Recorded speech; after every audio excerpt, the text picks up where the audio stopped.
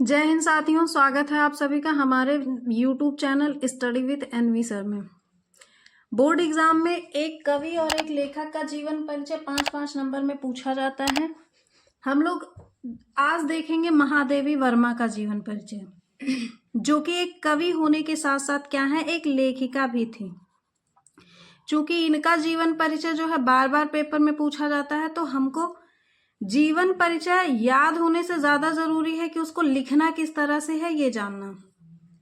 तो इस तरह हम लोग हेडिंग लगाएंगे महादेवी वर्मा, फिर उनका क्या करेंगे, एक संक्षिप्त परिचय लिखेंगे। क्योंकि अब जो बोर्ड पेपर है बोर्ड ने भी अब ये कह दिया है कि जीवन परिचय लिखने से ज्यादा जरूरी क्या है, उनका संक्षिप्त परिचय लिखना।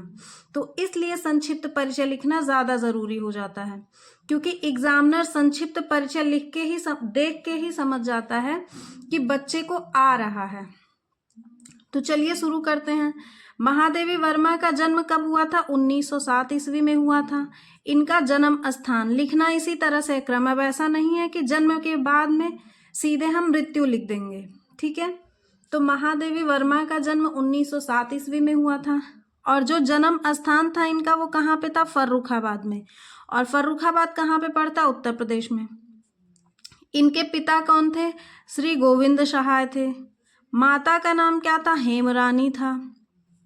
इनकी भाषा क्या थी? खड़ी बोली थी। संस्कृत निष्ठ अगर भूल भी जाते हैं तो कोई दिक्कत नहीं है, पर खड़ी बोली याद रखेंगे कि जो इनकी भाषा थी वो क्या थी? हमारी खड़ी बोली थी।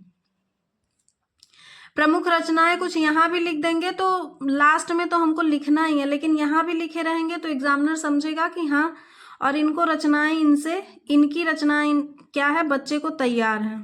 तो यामा हो गई, दीपशिखा, रश्मि, नीरजा, इनकी रचनाएं भी नाम से भी आसान है और सब एक एक शब्द के भी हैं। तो यामा, दीपशिखा, रश्मि, नीरजा, निहार, इतने से भी काम चल जाएगा। अब जब हम लोगों ने सब देख लिया तो आते हैं इनके निधन पे। इनका निधन कब हुआ था? तो 1987 ईस्वी में इनका क्या हो गया था? निधन हो गया था। सबसे जरूरी बात है कि ये उत्तर प्रदेश विधानसभा परिषद की सदस्य भी रह चुकी हैं, तो इस पॉइंट को भी अगर यहाँ पे मेंशन करेंगे तो ज्यादा अट्रैक्टिव हो जाएगा हमारे लिए। अब आते हैं जीवन परिचय पे। तो हमको लिखना किस तरह से है, आप लोग वहां पे क्या करेंगे, ये जिस तरह हमने क्या गुलाबी पेन का यूज किया, आप लोग ब्लैक पेन से लिखेंगे तो ज्यादा ही अच्छा होगा, हाईलाइट की तरह से। तो महादेवी वर्मा जी का जन्म कहाँ पे हुआ था? अभी हमने देखा फर्रुखाबाद में। तो महादेवी वर्मा जी का जन्म फर्रुखाबाद के एक शिक्षित परिवार में, इतना तो हर कोई जोड़ सकता है। कब हुआ था वो हमने अभी देखा है, सन 1907 ईस्वी में। होलिका दहन के दिन हुआ था। अब ये तो सबको याद हो जाएगा। क्या हमने देखा? महादेवी वर्मा जी का जन्म फर्रुखाबाद के शिक्षित परिवार में सन 1907 ईस्वी में होलिका दहन के दिन हुआ था। इतना तो सबको याद हो गया होगा। पिता का नाम भी हमने ऊपर ही लिखा है, अब इसको बस हमको वाक्य में बनाना है कि इनके पिता श्री गोविंद प्रसाद वर्मा भागलपुर के एक कॉलेज में प्रधानाचार्य थे। मतलब हम याद रखेंगे इनके पिताजी क्या थे? प्रधानाचार्य थे। और कहाँ पे? भागलपुर में। इनकी माता हेमरानी एक परम विदुषी, विदुषी मतलब अगर कोई मेल है तो उसको विद्वान कहेंगे, और अगर कोई फीमेल है तो वहां पे हम क्या कहते हैं? विदुषी कहते हैं। तो ये क्या थी? एक विदुषी धार्मिक महिला थी, मतलब धर्म में इनकी रुचि ज्यादा थी। इनकी प्रारंभिक शिक्षा इंदौर में। किनकी प्रारंभिक शिक्षा? महादेवी वर्मा जी की प्रारंभिक शिक्षा इंदौर में हुई थी, और उच्च शिक्षा कहाँ पे हुई थी? प्रयाग में हुई थी। संस्कृत से एमए, इन्होंने एमए किस विषय से किया था? संस्कृत से। कुछ यही पॉइंट्स याद रखेंगे, फिर आप लोगों को लिखने में क्या होगा? दिक्कत नहीं होगा, वहां पे हम लोग लिख पाएंगे। एमए इन्होंने किस विषय से किया था? संस्कृत से किया था। तो संस्कृत से एमए उत्तीर्ण करने के बाद ये प्रयाग महिला विद्यापीठ में प्रधानाचार्य हो गई। यानी कि हम लोग याद करेंगे कि ये इन्होंने एमए किया था संस्कृत से, उसके बाद ये प्रधानाचार्य हो गई थी। लेकिन इनका विवाह बहुत ही कम आयु में हो गया था, यानी कि 9 वर्ष की आयु में ही इनका विवाह हो गया था। अब अगर इतने कम उम्र में शादी होगा तो जाहिर सी बात है जो क्या कहते हैं, हमारा दाम्पत्य जीवन है वो सुखी नहीं होगा। अब अगर किसी की कम उम्र में शादी हो जाए तो जाहिर सी बात है कि उसका जो दाम्पत्य जीवन होगा वो सुखी नहीं होगा। तो वही है इनमें भी कि इनके पति का नाम क्या था? श्री रूप नारायण।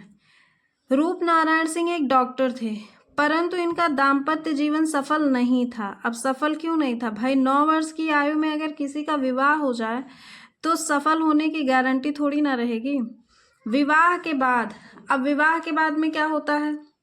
विवाह के बाद इन्होंने क्या किया था? FA BA, यानी कि अगर हमको ये नहीं याद आता है तो हम क्या करेंगे? सिर्फ BA लिख देंगे, ठीक है। इन्होंने BA और MA परीक्षाएं सम्मान सहित उत्तीर्ण की, यानी कि इन्होंने जो MA किया था वो विवाह के बाद किया था। अब जाहिर सी बात है, अगर विवाह 9 वर्ष की आयु में हो गया है तो भाई 9 वर्ष की आयु में कोई MA की डिग्री तो नहीं हासिल कर लेगा। तो इतना तो अब बना के लिख ही सकते हैं कि जब 9 वर्ष की आयु में शादी हो गया है तो हम 2 लाइन और खींच के लिख देंगे कि जो BA और MA की परीक्षाएं इन्होंने विवाह के बाद उत्तीर्ण की थी, ठीक है। इन्होंने नारी की स्वतंत्रता के लिए संघर्ष किया था। भाई जब इनके साथ खुद गलत हुआ है तो नारी की स्वतंत्रता के लिए ये संघर्ष तो करेंगे ही। तो इन्होंने नारी की स्वतंत्रता के लिए संघर्ष किया। इसके लिए भारत के राष्ट्रपति से इनको पद्म भूषण की उपाधि मिली। एक बात याद रखेंगे, जो भी पद्म भूषण और पद्म विभूषण यानी कि जो चारों पद्म उपाधियां होती हैं वो राष्ट्रपति से ही मिलती हैं। तो इसलिए हम यहाँ पे अपने आप ही लिख पाएंगे कि भारत के राष्ट्रपति से इनको पद्म भूषण की उपाधि प्राप्त हुई। और हिंदी साहित्य सम्मेलन की ओर से इनको सेक्सरिया पुरस्कार और मंगला प्रसाद पारितोषिक, हम जितने भी जीवन परिचय देख रहे हैं उनमें से लगभग हर किसी को मंगला प्रसाद पारितोषिक पुरस्कार मिला है। तो यहाँ पे भी हम वही लिखेंगे कि सेक्सरिया पुरस्कार तथा मंगला प्रसाद पारितोषिक पुरस्कार मिला। उसके बाद क्या करेंगे? इनको 1983 ईस्वी में भारत भारती तथा नवंबर 1983 ईस्वी में यामा पर इनकी 2 रचनाएं जो ज़्यादा प्रचलित हुई थी, यानी भारत भारती और यामा, इन दोनों पर इनको ज्ञानपीठ पुरस्कार मिला। ज्ञानपीठ पुरस्कार जो होता है साहित्य के क्षेत्र का सबसे बड़ा पुरस्कार होता है। तो ज्ञानपीठ उनको 2 रचनाओं के लिए मिला था, एक भारत भारती 1983 में और उसी सन में ही यामा के लिए भी इनको पुरस्कार मिला था। तो सन याद करने की जरूरत नहीं है, दोनों एक ही सन में है। तो 1983 में भारत भारती और यामा पर इनको ज्ञानपीठ पुरस्कार मिला।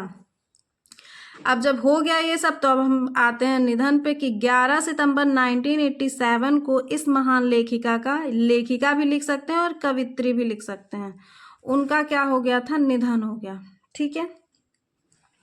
उसके बाद जब जीवन परिचय हो गया तो अब आते हैं साहित्यिक परिचय पे, क्योंकि भाई ये लेखिका हैं तो इनका कुछ ना कुछ साहित्यिक परिचय भी रहा होगा। तो लिखना किस तरह से है? श्रीमती महादेवी वर्मा जी का मुख्य रचना क्षेत्र काव्य है, यानी ये लेखिका तो हैं लेकिन ये सबसे ज्यादा इनकी रुचि किधर है? कविताओं की तरफ है। तो महादेवी वर्मा जी का मुख्य रचना क्षेत्र क्या है? काव्य है। इनके काव्य में वेदना की प्रधानता है, मतलब दर्द। वेदना का मतलब क्या है? दर्द।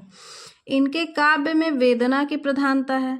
काव्य के अतिरिक्त इनकी बहुत सी श्रेष्ठ गद्य रचनाएं भी हैं। अभी हमने कहा ना कि ये लेखिका भी हैं तो गद्य में रचना तो करेंगी ही, इनकी गद्य रचनाएं भी हैं।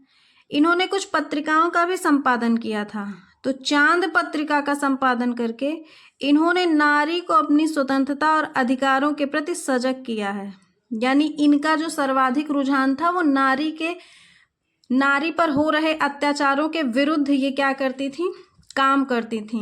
तो चांद पत्रिका का संपादन इन्होंने इसीलिए किया था जिससे नारी को अपनी स्वतंत्रता और अधिकारों के प्रति क्या मिल सके? जागरूकता मिल सके।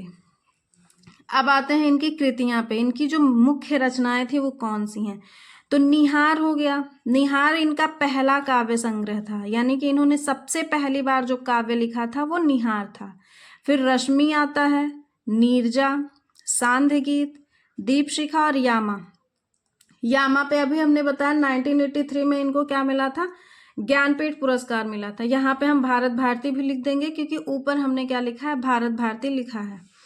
तो ये थी क्या हमारी महादेवी वर्मा का जीवन परिचय, जो कि एक कवि के साथ साथ एक लेखिका भी हैं। और अगर पेपर में आता है तो हम लोग इसी तरह से लिखेंगे तो नंबर कटने के चांस नहीं रहेंगे, क्योंकि ये जो कृतियां हैं, ये जो हमारा पेपर है वो 3+2 में ही हमको मिलना है, यानी कि 3 नंबर जीवन परिचय के मिलेंगे और 2 नंबर कृतियों के मिलेंगे, इसलिए हमको 3-4 कृतियां लिखना ज़रूरी है।